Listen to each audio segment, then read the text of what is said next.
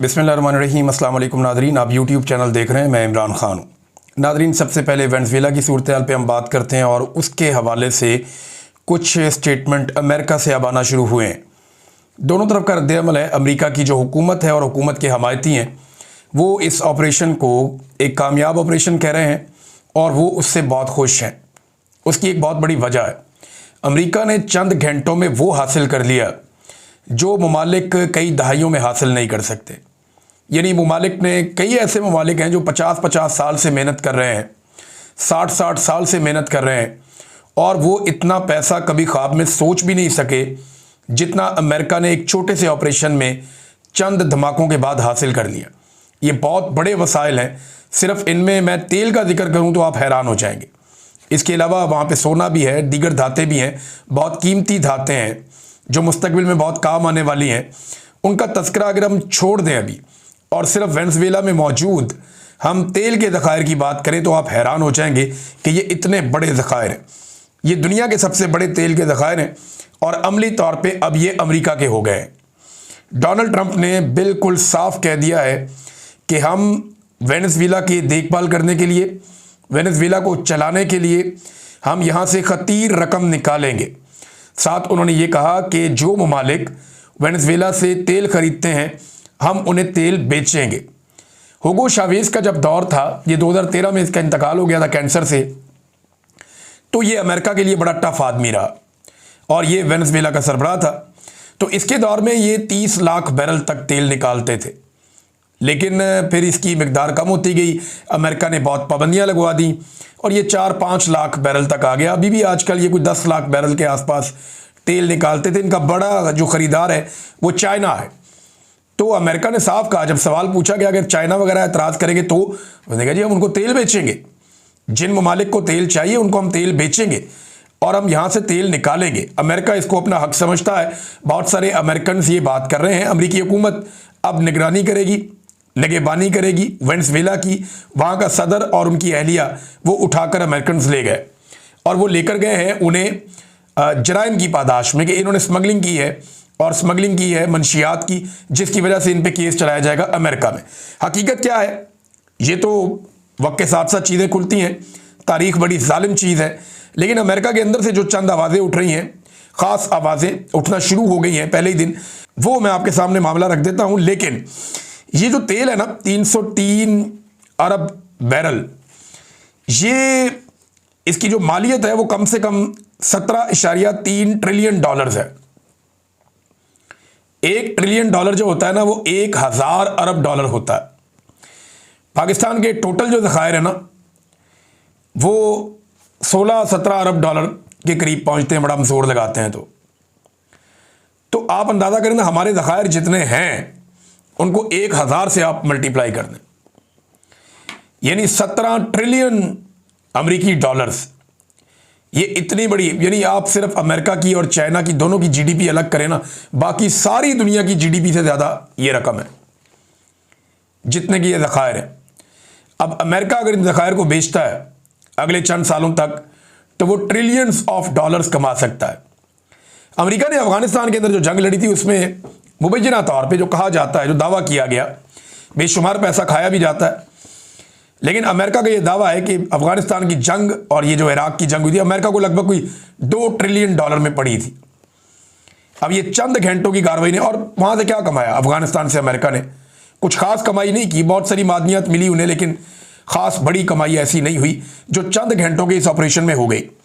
अब ये 17.3 trillion dollars का तेल है जो दुनिया भर की, चाइना और अमेरिका को छोड़ के जो जीडीपी है उसकी मालियत से भी ज़्यादा है। चंद घंटों में कमाई की है। अब ये हो गया जी अमेरिका का। अमेरिका ने कह भी दिया हमारा है, हम यहाँ से इसको निकालेंगे।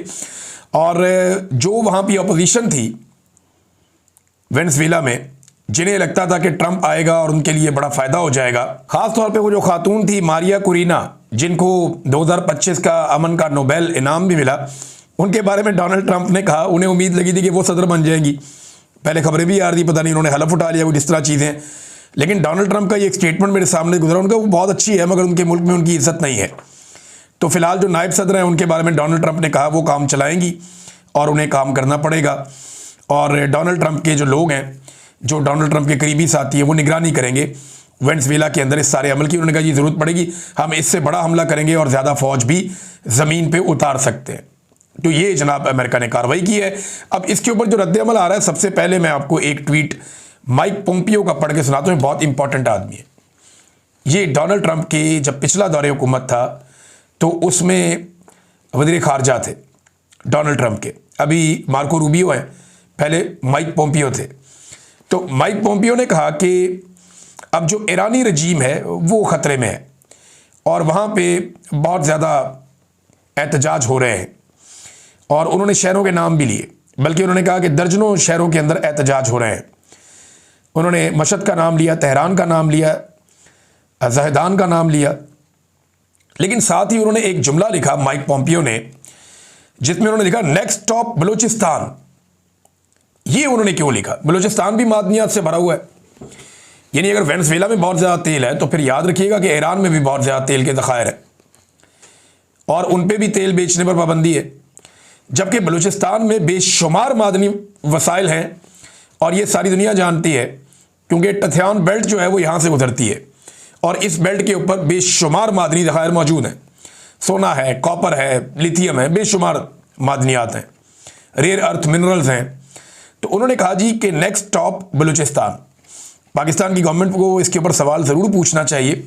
ये ट्रंप के एक पुराने साथी हैं और उन्होंने डोनाल्ड ट्रंप को, मार्को रूबियो को और CIA डायरेक्टर के अकाउंट को मेंशन करते हुए ये लिखा कि हैप्पी न्यू ईयर ईरान के हवाले से, और फिर बलूचिस्तान के हवाले से इन्होंने लिखा। तो पाकिस्तान को इसके ऊपर रिस्पॉन्ड करना चाहिए। अब आ जाए वो लोग जिन्होंने तनकीद की और जिन्हें लगा कि ये गलत हो गया, लेकिन पहले एक रॉयटर्स की खबर है कि ये अमेरिका कामयाब कैसे हुआ, किस तरीके से अमेरिका ने इतना कामयाब ऑपरेशन किया। रॉयटर्स ये बताता है, और आहिस्ता आहिस्ता दुनिया का मीडिया इन चीज़ों को खोलेगा, कि बाद ज़राए ने उनको ये बताया। अब ये ज़राए वो बता रहे हैं कि उधर अमेरिका में भी हैं और वेनेजुएला में भी हैं। वो ये कहते हैं कि हमारा नाम आप ना बताएं तो हम आपको ये बता देते हैं कि ये इनसाइड जॉब थी। ये मीर जाफ़र और मीर सादक मौजूद थे वहाँ पे वेनेजुएला में, जिन्होंने अपने सदर को और उसकी बीवी को पकड़वा दिया। वो कहते हैं जी इस खबर के मुताबिक उन्हें अंदर से इंफॉर्मेशन मिल रही थी अमेरिकन को, और ना सिर्फ उन्हें इंफॉर्मेशन मिल रही थी बल्कि जो मुल्क की मिलिट्री है उसके अंदर अमेरिकन को पूरी सपोर्ट मौजूद थी। यानी ये जो कुछ भी अमेरिकन फौज ने किया वेनेजुएला में, इसके अंदर इस खबर के मुताबिक ये बताया जा रहा है कि वेनेजुएला के फौजियों ने मदद की है। अब ये क्या सारी फौज ने मदद की है या ख़ास फौजियों ने मदद की है? मदद के लिए तो चंद लोग ही बहुत ज़रूरी होते हैं ना, अगर आप कर लें तो बाकी आप कंट्रोल कर लेते हैं।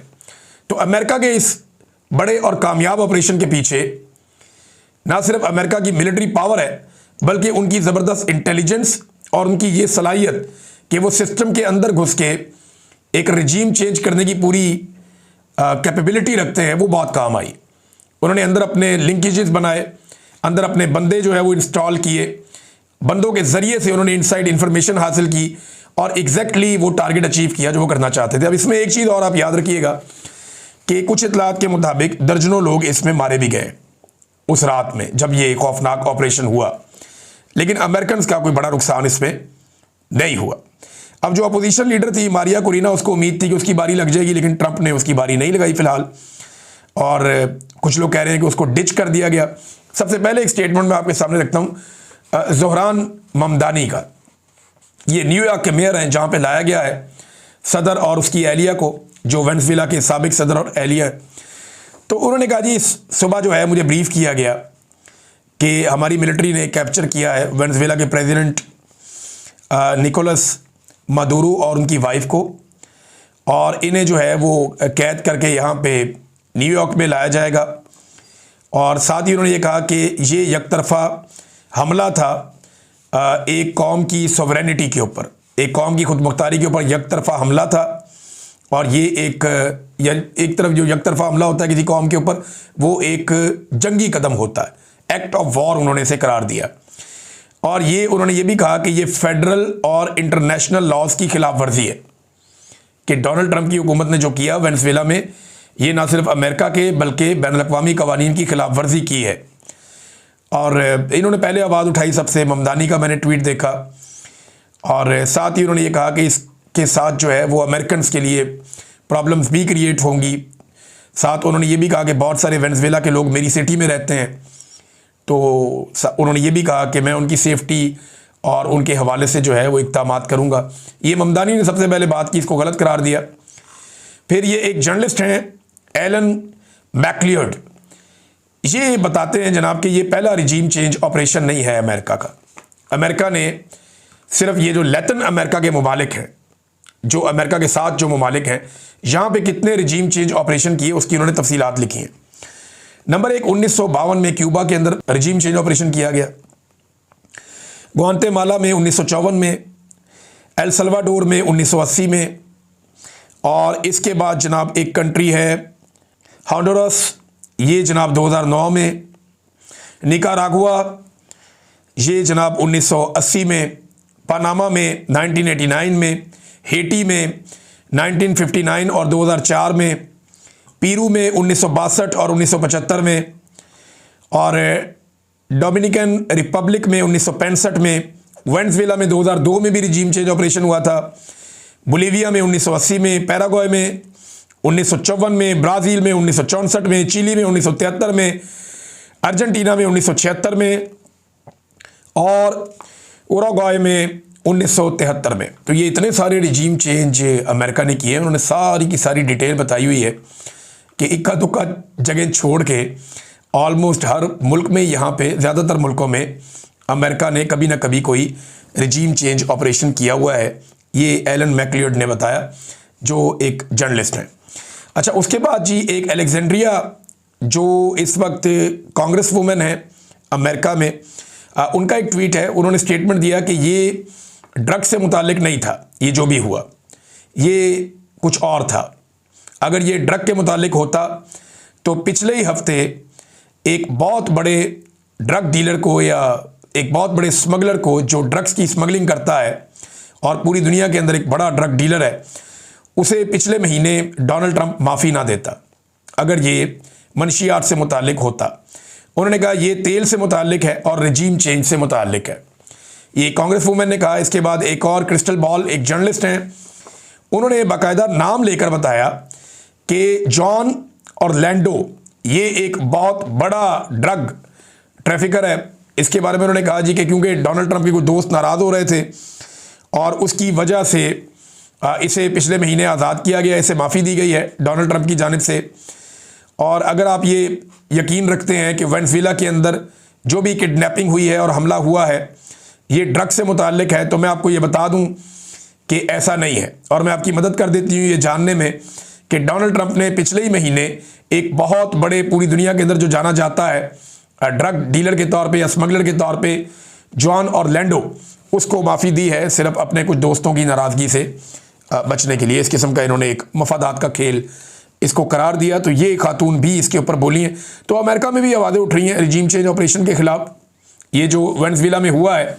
अब कुछ लोग इसको बहुत पॉजिटिव कह रहे हैं कि अमेरिका ने बहुत बड़ा छक्का मार दिया है, बहुत सारे अमेरिकन बहुत खुश हैं। अच्छा, कुछ लोग ये कह रहे हैं कि यहाँ पे अमेरिका में बहुत बड़े मसाइल पैदा हो चुके हैं हेल्थ केयर के हवाले से, और बहुत ज़्यादा उसकी कीमतें बढ़ गई हैं, बहुत पैसा इसमें बढ़ गया है, लोगों की पहुँच से बाहर चीज़ें हो रही हैं। तो इस वजह से तवज्जो हटाने की ये कोशिश है। कुछ और केसेस हैं जिनसे तवज्जो हटाने की कोशिश है। सब अपनी अपनी बोली बोल रहे हैं, लेकिन जो अमेरिकन गवर्नमेंट ने किया है ये अमेरिका को तो फ़ायदा ही देगा। उसकी वजह यह है कि अमेरिका ने बेशुमार पैसे का रास्ता खोल लिया। अगर वो इस पर काबू करके रखेगा ना डोनाल्ड ट्रंप और अमेरिका, तो अमेरिका में डॉलर इतनी तेज़ी से आएंगे, पैसा इतनी तेज़ी से आएगा कि कमाल हो जाएगा। और यूरोप इसके ऊपर बोला भी नहीं। अच्छा, एक सवाल और उठाया जा रहा है, फ़र्ज़ करें रशिया जाके यूक्रेन में यही हरकत कर देता है जो अमेरिका ने कर दी वेनेजुएला में। एक बड़ा खौफनाक ऑपरेशन प्लान करता है, ज़ेलेंस्की को उठाता है और वहाँ से लेके रशिया पहुँच जाता है, तो फिर दुनिया का क्या रद्द-ए-अमल होगा? या आप सोचें ताइवान में चाइना यही कर देता है, अचानक से जाता है अटैक करता है चाइना ताइवान के अंदर, या आप किसी और मुल्क में समझें, या आप ये समझें शुमाली कोरिया जाता है और जापान के अंदर से इसी तरह उठा के ले जाता है वहाँ की गवर्नमेंट को। तो इसका आप मतलब क्या समझेंगे? ये ना दुनिया ये सवालात भी उठा रही है साथ साथ। लेकिन एक बात हमें दुनिया के बारे में जाननी चाहिए, और वो उर्दू की एक सादी सी मिसाल है, जिसकी लाठी उसकी भैंस। अब आ जाए पाकिस्तान में। पाकिस्तान में भी यही कानून चल रहा है कि जिसकी लाठी उसकी भैंस। और कम से कम उस दिन तक तो यही कानून चल रहा है जिस दिन तक पाकिस्तानी ये लाठी अपने हाथ में नहीं ले लेते। जिस दिन 25-26 करोड़ लोगों ने लाठी थाम ली, उस दिन बंद कमरों के फैसले हमेशा के लिए बंद हो जाएंगे और चीज़ें किसी और तरह डील होना शुरू हो जाएंगी। स्ट्रीट मूवमेंट के लिए काफ़ी भागदौड़ शुरू हो गई है नाज़रीन, बहुत तेज़ी से इसके ऊपर काम हो रहा है। अब बहुत सारे मनाजिर भी दिखाई दे रहे हैं और बहुत सारा टेक्निकल काम अभी होना बाकी है, अभी टाइम भी है इनके पास। लेकिन सिंध हुकूमत ने थोड़ा समझदारी और मैच्योरिटी का मुजाहरा किया और वो ये कह रहे हैं कि हम वेलकम भी करेंगे, मुराद अली शाह दावत भी देंगे और वो चाहेंगे कि सुहेल अफरीदी उनसे आकर मिले भी। तो ये बड़ी अच्छी बात है, ये मुलाकात होनी चाहिए। जो जमहूरी कुव्वतें हैं उन्हें मिलकर बैठना चाहिए। चाहे कुछ लोग इस वक्त एस्टेब्लिशमेंट के टुकड़ों के ऊपर हैं, लेकिन देखें हैं ये सारे लोग सियासतदान हैं। अल्टीमेटली मुल्क इनको चलाना चाहिए, ना कि एस्टेब्लिशमेंट को। अगर ये मिलकर बैठते हैं तो एक जंग के बाद भी लोगों को टेबल पे ही बैठना पड़ता है, तो अच्छी बात है, टेबल के ऊपर बैठें, टेबल टॉक करें। सियासतदान यही करते हैं। कायदे आज़म ने को मुक्के मार मार के आज़ाद नहीं करवाया था बंदूकें चला के पाकिस्तान को, टेबल के ऊपर बैठ के वो गुफ्तगू के अंदर जो है वो नॉकआउट करते थे। फिर एक बहुत बड़ी तहरीक चली थी। तो सियासी तहरीकों के ज़रिए से मुल्क आज़ाद होते हैं या अवाम अपने हकूक़ हासिल करते हैं, लड़ाई से नहीं होता, और टेबल के ऊपर ही बैठ के फिर एंड में मसला हल होता है। तो सिंध हुकूमत अगर खुद को इतना जमहूरी साबित कर रही है तो PTI के पास एक मौका है कि वो कराची में एक जलसा अनाउंस कर दे हफ्ते एतवार के लिए। यानी हफ्ते एतवार के लिए अगर PTI एक जलसा ही अनाउंस कर दे कराची में, एक दरख्वास्त दे दे सिंध हुकूमत को, जनाब हमें एक जलसा भी आप करने दें। फिर अगर आप इतने जमहूरी बन रहे हैं तो अच्छी बात है। पाकिस्तान तहरीक इंसाफ को कई साल के बाद कम से कम मौका मिलेगा खैबर पख्तूनख्वा से बाहर कोई जलसा करने का खुलेआम, और यहाँ पे पूरी पाकिस्तान को, पूरी दुनिया को मैसेज भी चला जाएगा कि इमरान खान की मकबूलियत कितनी है, और हुकूमत और एस्टेब्लिशमेंट को भी पता चल जाएगा कि इमरान खान साहब या उनके लोग कितने पानी में, इनको पता चल जाएगा। तो कराची में ज़रा फ्री हैंड देकर देखे सिंध हुकूमत, बेशक इनको 3 दिन का टाइम दे दे कि जी 3 दिन में आप जितने लोगों को बुला सकते हैं आप बुला लें, और आप कराची के अंदर फलां जगह आपको दी, आप जलसा कर लें। तो एक दफ़ा करके देखें, हो सकता है सिंध हुकूमत आपको इजाज़त दे दे। लेकिन अगर इजाज़त नहीं देगी तो फिर मामला वही होगा कि एस्टेब्लिशमेंट ने इतनी इजाज़त दी है कि आप बाकी एक्टिविटीज़ कर लें, लेकिन जलसा एस्टेब्लिशमेंट मानती नहीं है।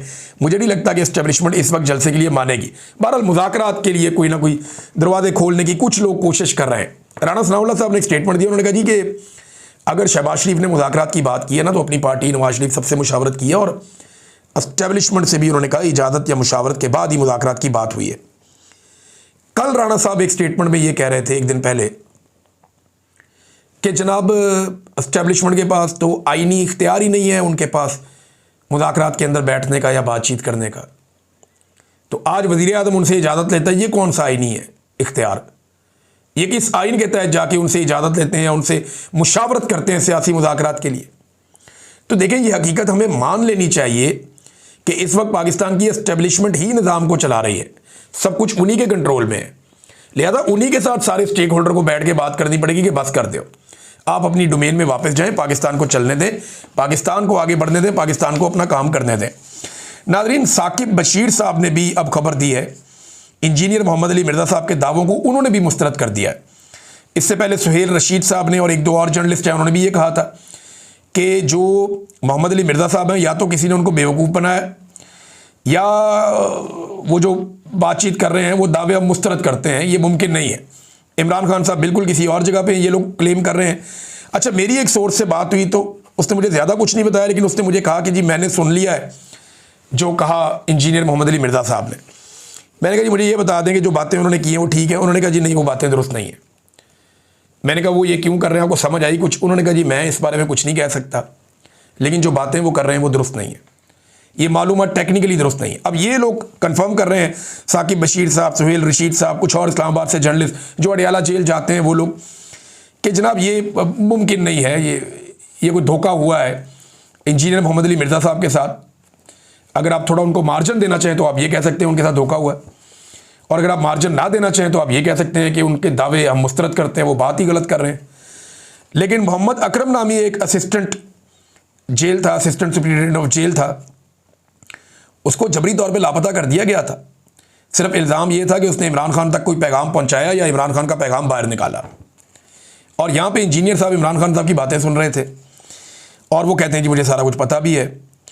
तो जेल का जो रिकॉर्ड है वो भी इंजीनियर साहब की एक बात की नफ़ी कर रहा है। ये सईद बलोच साहब ने ये भी रिपोर्ट किया। उन्होंने कहा जी कि जेल का जो रिकॉर्ड है अगर वो आप देखें तो रोज़ाना देसी घी के तड़कों वाली बात भी ठीक नहीं, क्योंकि इमरान खान साहब जो गोश्त खाते हैं उन्हें वो हफ्ते में 3 दफ़ा गोश्त मिलता है। 2 दफ़ा मुर्गी खाते हैं, और यानी हफ्ते में आपके कितने मील्स होते हैं, आप एक हफ्ते में 14 खाने खाते हैं, तो 3 खाने उनके गोश्त के होते हैं, बाकी वो दालें और सब्जियां और इस तरह की चीज़ें खाते हैं। ये इसमें लिखा हुआ था, ये जो जेल के अंदर जो रिकॉर्ड है उसके अंदर वो लिखा हुआ था, और उन्होंने वो प्रोवाइड भी किया था। वो कहते हैं जी वो जो देसी घी के मुर्गे वाली बात है रोज़ाना की बुनियाद पे, वो बात ठीक नहीं है, अब वो बात गलत है। ये भी उन्होंने, एक और साहब ने ये तस्करा करते हुए ये बात कही है। बहरहाल इंजीनियर साहब को थोड़ा सा रुजू करना चाहिए, ध्यान करना चाहिए। ये चीज़ें फिर बाद में नुकसान पहुंचाती हैं। उनका जो अपना मकसद है या अपना काम है वो इससे बेहतर है, तो वो इस काम के चक्कर में अपना जो असल काम है उससे वो दूर ना चले जाएं या उसको कंट्रोवर्शियल ना बनाएं, ये बड़ा ज़रूरी है। नाज़रीन, आज़ाद कश्मीर में जो 3 माह की डेडलाइन थी वो ख़त्म हो गई है, और मुतालबात अभी तक पूरे नहीं हुए, वादों के मुताबिक चीज़ें नहीं हो पाई। अब दोबारा से आज़ाद कश्मीर की जो जॉइंट एक्शन कमेटी थी वो बैठेगी। हत्ता कि सोराब बरकत साहब के हवाले से इन्होंने मुतालबा किया, उनको भी नहीं छोड़ा गया। आज उनको लगभग 40 दिन होने वाले हैं। सोराब बरकत जेल काट रहे हैं बगैर किसी गुनाह के। भाई इंटरव्यू किया किसी का, भाई जिसका इंटरव्यू किया वो जाने आप जाने, और ऐसी कोई बात भी नहीं है जो गैर आईनी या गैर कानूनी है। अब इंटरव्यू करना कोई गुनाह हो गया बहुत बड़ा? इस मुल्क में हमने तो डाकुओं के इंटरव्यू किए, चोरों के इंटरव्यू किए। इस मुल्क में एहसान इंटरव्यू देके टीवी चैनल के ऊपर चला गया, कुलभूषण यादव का इंटरव्यू चल गया, तो ये क्या बात हुई? तो इसमें अब मुझे बड़ी, यानी मैंने तो उसको भी देखा था टीवी पे, अभिनंदन को, वो भी एक सवालों के जवाब दे रहा था एक ऑफिसर के। तो इंटरव्यू तो यहाँ बड़े बड़ों के चले हैं, तो ये एक इंटरव्यू अगर कर लिया एक सहाफ़ी ने तो क्या हो गया? अभी उसको छोड़े, अब बाहर आने दें। और आज़ाद कश्मीर के अंदर अब दोबारा से इसके ऊपर बातचीत होगी। इन्होंने बल्कि ECL में डाल दिया बहुत सारे बंदों को, गिरफ्तारियाँ और मुकदमे भी किए उसके बाद, और ये कहा था कि हर 15 दिन बाद हम मुलाकात करके डेवलपमेंट चेक करेंगे कि कितने मुतालबात माने गए। वो 3 महीने में सिर्फ कोई 2 मुलाकातें ही हुई हैं, तो उनके काफ़ी गिले और शिकवे हैं। तो अब देखते हैं कि वो क्या एक्शन लेते हैं। तो अवामी जॉइंट एक्शन कमेटी अब दोबारा बैठेगी। अब तक के लिए इतना ही। अपना ख्याल रखिएगा, अपने इस चैनल का भी। अल्लाह हाफ़िज़।